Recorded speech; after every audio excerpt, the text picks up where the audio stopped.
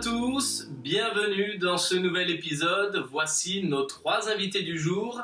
Première entrevue avec Sarah Chapdelaine. Elle a été hospitalisée en pleine crise du Covid-19 au Québec. Deuxième entretien avec José Sierra, responsable des communications et rédacteur en chef pour les œuvres pontificales missionnaires au Canada francophone. Et enfin, troisième et dernière interview avec le père Guylain Prince, prêtre franciscain étudiant à Jérusalem. Je vous souhaite une belle émission.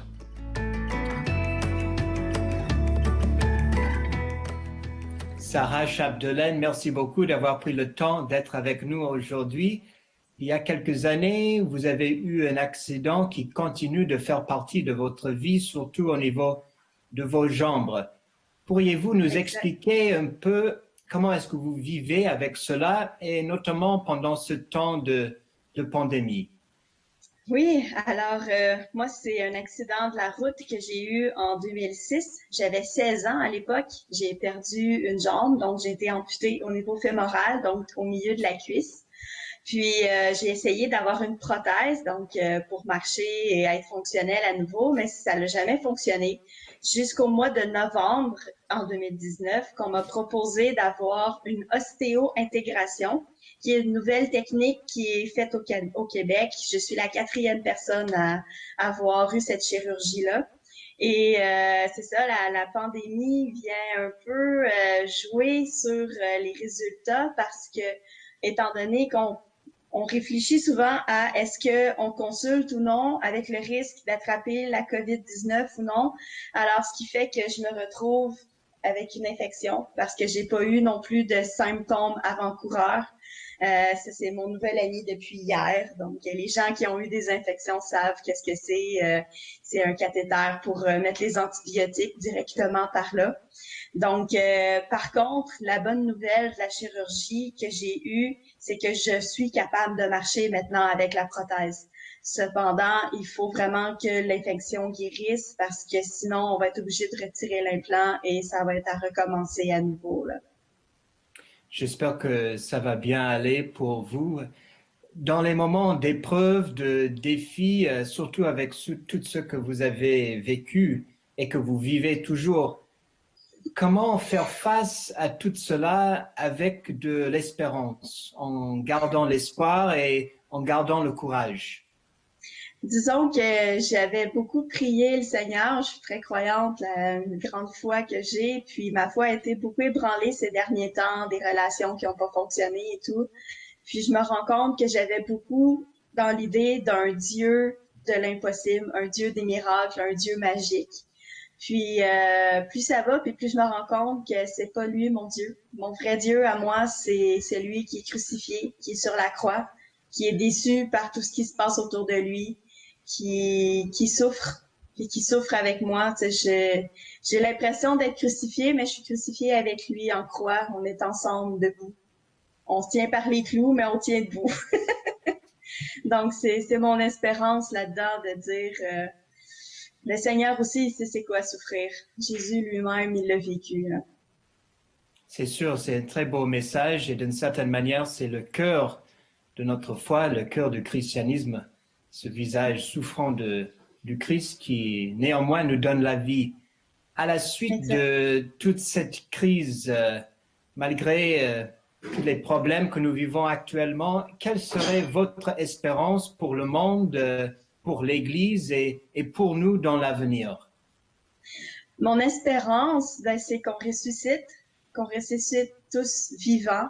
J'ai l'impression qu'on est en train de vivre un éternel samedi saint en ce moment. C'est vraiment comme ça je le vis, de dire on sait pas ce qui se passe, on sait pas trop, on se sent au fond de nos tombeaux, ben tout ce qu'on voit c'est le linceul puis les bandages qui restent à terre. Alors mon espérance aussi c'est que les gens deviennent plus humains. Parce que les gens, moi, ça fait 17 ans, j'ai parlé de l'accident que j'ai perdu ma jambe, mais avant, j'avais eu une scoliose qui a été opérée, que j'ai fait une infection aussi, donc ça s'en vient récurrent, mon affaire. Mais les gens maintenant, quand je leur dis, moi j'ai vécu, ça fait 17 ans que je vis confinée, à faire attention, à pas attraper la grippe, à pas me blesser. Donc les gens commencent à goûter un petit peu à ce que moi je vis depuis longtemps. Donc je crois qu'il y a une conscientisation qui se fait de la société pour être plus proche de son prochain. Puis pour l'Église elle-même, ben j'étais quand même assez contente que cette pandémie-là nous force. Je dis nous, mais tu sais, comme il y a une certaine génération, on nommera pas laquelle, qui avait de la difficulté à se mettre sur les réseaux sociaux, qui disait toujours sont où les jeunes, sont où les jeunes, tu sais, qui voulaient avoir des jeunes, mais pas aller vers les jeunes.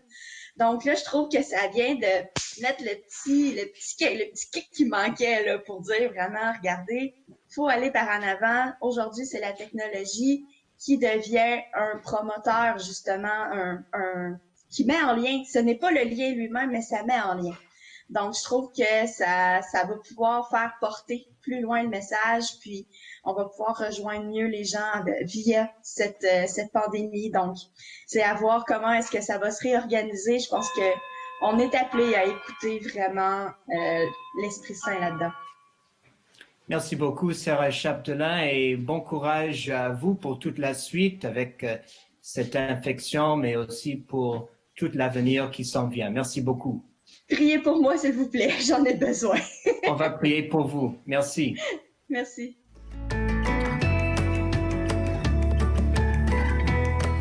Bonjour, José Sierra. Merci beaucoup d'avoir accepté mon invitation. Merci d'être là aujourd'hui. Vous êtes responsable des communications et rédacteur en chef pour les OPM, œuvres pontificales missionnaires, dans le Canada francophone. Première question pour commencer cette interview, peut-être que sont les œuvres pontificales missionnaires? Alors, les œuvres pontificales missionnaires, dans une phrase, c'est le réseau mondial officiel de charité et de prière pour la mission de l'Église et au service du pape, parce que c'est des œuvres pontificales, des œuvres voulues par le pape à partir de 1922 par Pie XI. Donc, il y en a 4. Il y a la propagation de la foi, il y a Saint-Pierre apôtre, il y a l'enfance missionnaire et finalement, on l'appelle ici au Canada l'animation missionnaire, c'est l'Union pontificale missionnaire. Voilà. Alors pour ceux qui ne connaissent pas les OPM, pour être un petit peu concret, est-ce que vous pouvez nous dire d'abord peut-être dans quel pays est-ce que vous êtes présent et quel genre de mission vous faites en fait concrètement voilà. Sur le terrain? C'est un réseau international, alors c'est 120 pays au moins dans les 5 continents et on vient en aide et le pape veut qu'on aide les territoires de mission. Donc, ça représente à peu près 1100 diocèses du monde, un tiers des diocèses du monde les plus pauvres de la planète. Alors, les OPM, elles sont 4, avec 4 différents charismes, et chacune a été fondée avec, si je commence avec la première, dont l'instigatrice, c'est Pauline Jaricot, qu'on va bientôt béatifier. C'est la propagation de la foi et c'était simplement d'aider, ça c'était en 1822, d'aider les missionnaires outre-mer à accomplir leur mission d'évangélisation. Donc cette œuvre-là s'occupe d'évangélisation, catéchisme, aide pour les prêtres, religieuses, les laïcs, tout le monde sur le terrain. Aussi pour construire des églises, des locaux, etc. Tout ce qu'ils peuvent, dont ils ont besoin, les gens. À côté de ça, il y a des locaux, il y a des fois il y a des puits d'eau dont on a besoin dans des villages. C'est toujours en tenant compte de diocèses qui sont pas autonomes. Donc il faut les aider quelque part. Donc c'est ça notre service. Ailleurs, une œuvre comme Saint-Pierre apôtre va aller chercher l'aide à des séminaristes aussi. Ils sont au-delà de 70 000 dans le monde, donc on les aide aussi. Et l'enfance missionnaire, c'est une belle œuvre, c'est pour les enfants, pour qu'ils développent une conscience missionnaire, d'aider non seulement leur père dans leur pays, mais aussi les autres enfants du monde. Et l'animation missionnaire, le pape l'appelle l'âme des OPM parce qu'il s'agit justement de faire de l'animation et de se former, surtout former sur la mission. José, est-ce que vous pouvez nous dire si cette pandémie de coronavirus en cours a eu un impact sur votre travail et si oui, qu'est-ce que ça a changé pour vous, mais aussi peut-être pour les pays de mission dans lesquels vous êtes déployés? Mais bien sûr, ça a eu un grand impact. Nous, on est habitués depuis des dizaines et dizaines d'années d'aider tous ces pays-là dans le monde, dans leur travail, de les soutenir dans leur travail d'évangélisation, de mission. Maintenant, avec la COVID, c'est sûr que ça complique même le travail de beaucoup de pays parce que il y a toutes sortes je peux vous donner des exemples là, des personnes, des personnels pastoraux qui ne peuvent pas, ils n'ont pas les moyens pour eux de continuer leur travail carrément à cause de la situation. Donc, ils dépendent de nous, en fait, des fidèles de partout dans le monde pour avoir un peu d'argent, de quoi poursuivre leur mission. Là. Aussi, il y a autres que les catéchèstes, il y a des prêtres et religieuses dans des pays. Je pense à des pays comme Sierra Leone, c'est un pays qui est déjà très pauvre. Et maintenant, avec la COVID, ils ont besoin davantage de soutien économique. J'ai d'autres pays ici à m'apporter, Afrique du Sud, le Botswana, le Pakistan, Bangladesh, et des gens qui, dans des pays où aussi, ils sont habitués à aider des migrants, à des gens qui n'ont déjà pas de nourriture, pas de moyens. Donc, leur service à ces pays comme ça, c'est de prendre soin des migrants. Et le COVID, c'est sûr que ça met un frein à leur activité. Et c'est là où rentre notre aide à nous. Alors, pour aider ces pays, justement, beaucoup de pays dans le monde, le pape, à partir du début avril, le pape, avec les OPM, il a voulu qu'on fasse, qu'il crée un fonds d'urgence COVID-19 spécifique pour venir en aide aux pays. Et les pays que j'ai mentionnés, il y en a d'autres, reçoivent maintenant cette aide-là. Donc, on est très content parce que ça continue à répondre aux besoins que Pauline Jaricot a toujours voulu, d'aider les gens, là, le peuple de Dieu dans les territoires de mission. Ouais, c'est la deuxième fois que vous évoquez Pauline Jaricot depuis le début de cette entrevue. Effectivement, le Vatican a annoncé à la fin du mois de mai qu'elle allait pouvoir être béatifiée prochainement. Elle est très étroitement liée aux œuvres pontificales missionnaires. Est-ce que vous pouvez nous dire d'abord quel a été son rôle précisément pour les OPM? Il faut dire que c'est une dame, une jeune laïque. Dans son temps, elle est née en 1799, donc elle a grandi au début du 19e siècle en France, à Lyon, et venant d'une famille assez riche, elle avait des moyens, mais autour de son adolescence, à 17 ans à peu près, elle a voulu changer de vie, puis mener une vie simple et aider les autres.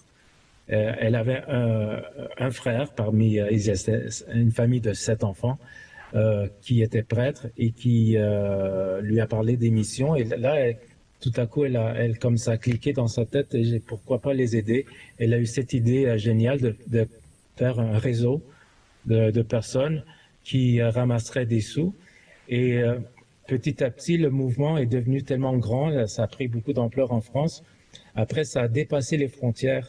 Et c'est devenu, à un moment donné, international, d'où le début de ce qui est maintenant l'œuvre pontificale de la propagation de la foi.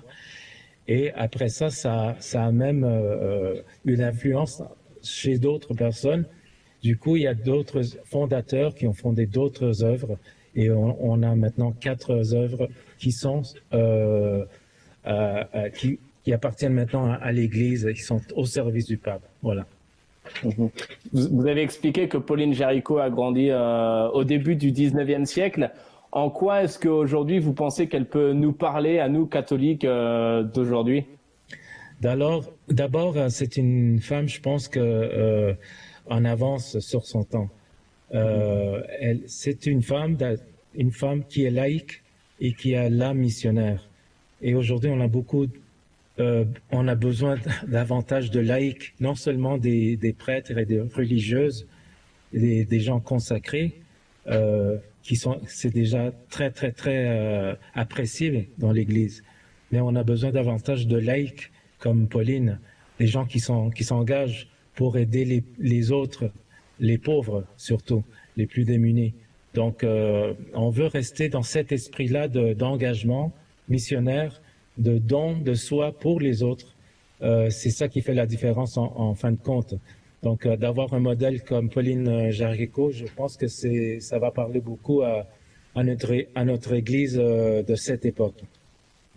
Et vous en êtes vous-même un exemple, puisque vous êtes vous aussi un laïc qui sert les pauvres à travers justement les œuvres pontificales missionnaires.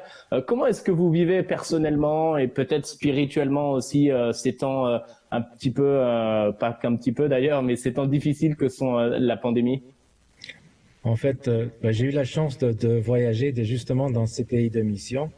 J'ai été là en Asie, au Sri Lanka, au Burkina Faso, au Pérou, en Amazonie, pour nommer quelques-uns. Ça me manque d'aller, de voyager, de voir sur le terrain qu'est-ce qui se passe et pas poser des questions aux gens, d'aller les rencontrer, de prendre des photos, de voir sur place leurs besoins. Ça me manque et ça manque à plein de gens. En même temps, qu'est-ce qu'on peut faire? Je pense que c'est une occasion d'être créatif. J'aime beaucoup Bon, on a une situation qu'on voulait pas, on l'a, mais c'est pas le moment de se croiser les bras et de rien faire. Au contraire, je pense qu'il faut être créatif. Moi, je travaille dans les communications, donc on va communiquer d'une autre façon. On a nos technologies nouvelles qu'on utilise maintenant. Il y a des gens qui ne les utilisaient pas avant comme maintenant. Il y a toutes sortes de moyens de passer le message et de voyager, entre guillemets, par d'autres moyens. Donc, on continue notre travail, on continue de communiquer avec ces gens qui sont sur le terrain. On a des dépêches de la part de Rome et du Vatican. Donc, voilà. Et en espérant un jour pouvoir rencontrer ces gens-là et raconter les histoires aux Canadiens surtout. Dernière question pour conclure, qu'est-ce que l'on peut vous souhaiter aux œuvres pontificales missionnaires? C'est une très bonne question. Première chose, ça serait de prier pour ce qu'on fait, parce que ce qu'on fait vraiment est la tâche de l'Église. Jésus nous a demandé d'aller de toutes les nations et faire des disciples. Donc c'est vraiment pas seulement la tâche des OPM, mais la tâche de chaque baptisé. Donc priez pour nous, priez pour chacun de nous, tous les baptisés, pour ceux qui ne sont pas nécessairement chrétiens, mais qui ont cette volonté d'aider le prochain. C'est la première chose. Ensuite, de penser si les gens veulent aider, de soutenir économiquement les pays. Ils peuvent nous appeler, ils peuvent aller consulter nos sites. Vous allez marquer opmcanada.ca et vous allez voir s'afficher les logos des 4 œuvres. Donc, il y a la prière, mais aussi l'aide matérielle et aussi peut-être je dirais, c'est à vous maintenant de jouer, de vous engager et de trouver des moyens nouveaux, comme Pauline Jaricot l'a fait il y a 200 ans.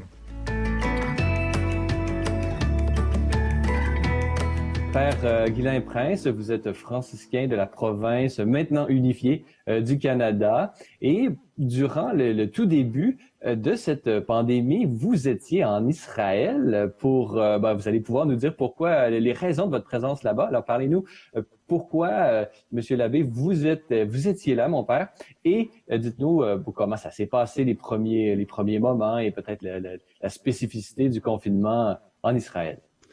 Alors, j'étais en Israël pour des raisons très simples.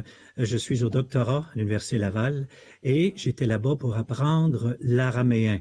Et je suivais donc des cours avec un tuteur. Ça a commencé le 18 janvier et j'arrive tout juste de là-bas. Je suis revenu ici donc la semaine dernière et quelque part aux alentours du 29 février. Je vous rappelle qu'à l'époque, c'était en Israël une période d'élection. Et nous, comme notre résidence, le Terra Sancta College, est immédiatement à côté de la maison du président, eh bien, pendant le mois de janvier, février, c'était des manifestations constantes pour ou contre le gouvernement. Et soudainement, est arrivé quelque chose de très, très étonnant. Je me rappelle, c'est au début du mois de mars, il me semble le 7 mars, tout de suite après l'élection, le gouvernement a dû prendre des mesures très, très rapides pour d'abord rapatrier les Israéliens qui voyagent énormément et ensuite pour bloquer l'accès à 3 pays, la Chine, la Corée, l'Italie. Ça a été quasi instantané. Et ça a été un énorme choc parce que moi, j'habitais dans une résidence de frères italiens qui s'apprêtaient à accompagner un grand, grand nombre de groupes. Alors, on parle de 30, 40 vols de pèlerins qui se sont arrêtés en quelques jours, finalement. Si bien que tous les frères italiens étaient très préoccupés, non seulement de la perte des pèlerinages, mais aussi de leur famille, parce que les chiffres qui arrivaient de l'Italie étaient terribles.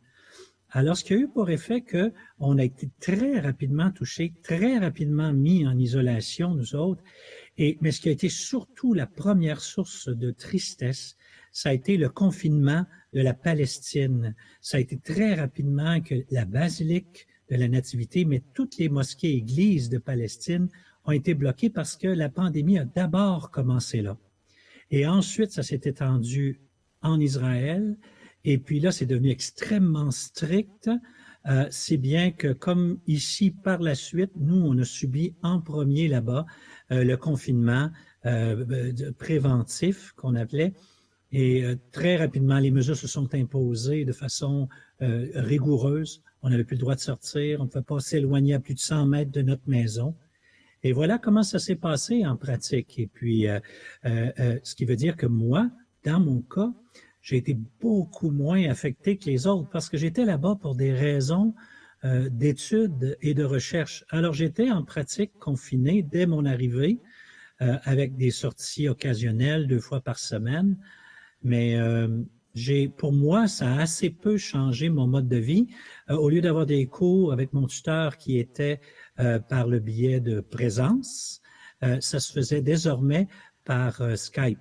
Je veux signaler que l'Université franciscaine de Jérusalem était la seule et la première à complètement passer ses activités au niveau de l'Internet. Alors, ce qui fait que les étudiants n'ont souffert aucune interruption de cours, alors que l'école biblique de Jérusalem, à quelques mètres de là, a dû arrêter très rapidement ses cours. Il y a eu une situation personnelle là-bas qui a fait qu'ils ont craint le pire. Alors voilà, en gros, là.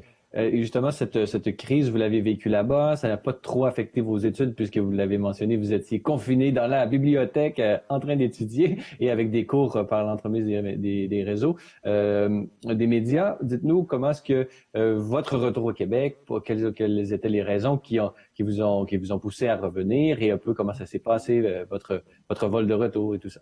Ah non, je ne suis pas revenu de quelque manière à cause de ce qui se passait là-bas ou ici. Mon séjour devait se terminer le 27 avril.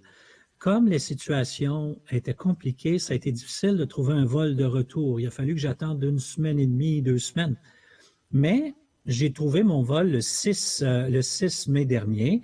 Je suis rentré ici, alors partout, dans les aéroports, les 3 aéroports où je suis allé, partout, des consignes constantes, vérification, qu'on avait notre masque, qu'on avait des gants, et puis quand on rentre au Canada, c'est une longue liste de choses à faire et ne pas faire. Mais j'ai trouvé, moi, que dans l'ensemble, tout se passait assez bien parce qu'il n'y avait personne dans les aéroports. Et les gens vivaient ça de façon sereine malgré tout, se disant, ben, coudonc, c'est les conditions pour qu'on soit en sécurité, hein? Et donc, vous êtes désormais à Trois-Rivières. Dites-nous comment est-ce que vous voyez, ça fait déjà plusieurs mois qu'on est dans cette situation.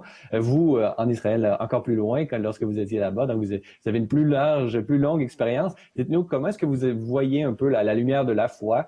Comment vous, en tant que père franciscain, voyez-vous cette pandémie? Qu'est-ce qu'elle peut nous apprendre et comme votre interprétation théologique de cette crise? C'est que concrètement, là, vous savez, quand individuellement on est exposé à la grave maladie ou à la mort, tout de suite, ça nous invite à un peu relativiser ce qu'on vit normalement, notre vie courante. Mais là, c'est que ça se trouve être un événement que l'on vit collectivement. Alors là, ça dépasse les situations individuelles, c'est que ça amène un questionnement profond. Et mon confrère coréen, hier, me disait qu'il avait entendu une entrevue d'économistes et de politiciens de Corée qui disaient « ça ne sera plus jamais pareil ». Ça nous amène véritablement à réévaluer notre mode de vie, notre façon d'être, notre façon de vivre. Et les chrétiens ne font pas exception à ça. C'est-à-dire que nous autres, je pense qu'on doit réapprendre à être confortable avec nous-mêmes, à ne pas courir toujours à l'extérieur, à ne pas avoir constamment la télévision, la radio, à une espèce d'espace de silence, un espace pour soi, un espace pour la famille, un espace pour les amis. Je pense que ça va nous amener à réévaluer des choses, puis je crois que ça va être pour le mieux. Je suis plutôt optimiste personnellement. Maintenant, ça peut mettre le cœur un peu craintif devant des choses qu'on ne comprend pas reliées aux maladies, à la propagation de maladies. Ça se peut qu'on soit plus craintif, en tout cas plus sur nos gardes. Une invitation à mettre notre confiance davantage dans cette bonté et providence du Seigneur. Dites-nous, comment est-ce que vous voyez, vous êtes prêtre, vous êtes père de cette congrégation des franciscains. Dites-nous comment est-ce que vous voyez votre ministère là, dans les mois à venir. Quand une porte se ferme, profitons-en donc pour en ouvrir des nouvelles. Moi, j'étais en Israël, j'en ai profité pour apprendre à maîtriser la vidéo de mon appareil, commencer à faire des petits commentaires bibliques sur Internet. Je fais même, moi qui est un vieil amateur de musique rock, je fais même une petite chronique sur Internet où j'étudie des mots d'une chanson et puis je traduis les mots, puis là je commence une discussion. Des nouveaux chemins se sont ouverts, vous savez, et ça va continuer comme ça. Donc, je ne sais pas combien de gens m'ont demandé, Guylain, on espère qu'après cette histoire-là, tu vas continuer de faire ces petites chroniques-là, puis il est fort probable que je continue. Maintenant, c'est certain que quand ça va s'ouvrir à nouveau, les rassemblements, je vais reprendre mes responsabilités de prédication les dimanches. Je rends service ici dans une région, je rends service au sanctuaire Notre-Dame-du-Cap. J'ai des rassemblements de jeunes couples et familles. Je vais probablement reprendre ça quand ce sera possible. En attendant, on est patient. Et si on veut justement voir ces vidéos ou peut-être lire différents blogs et tout ça, comment est-ce qu'on s'y prend? C'est assez simple. Hein? J'ai un canal sur YouTube. Vous allez sur YouTube, vous cliquez mon nom, Guylain Prince OFM, vous allez tomber sur ce canal-là. Vous verrez toutes sortes de choses. Ça parle de heavy metal, mais ça parle aussi de la parole de Dieu, de recherche historique, de philosophie. Puis, sur Facebook, je suis là en permanence. J'ai une grosse communauté de 3800 membres sur Facebook. Et puis, j'ai aussi un blog. J'écris régulièrement des articles sur le site des Franciscains du Canada. C'est juste à demander Franciscains du Canada et je suis un des blogueurs de ma communauté au Canada.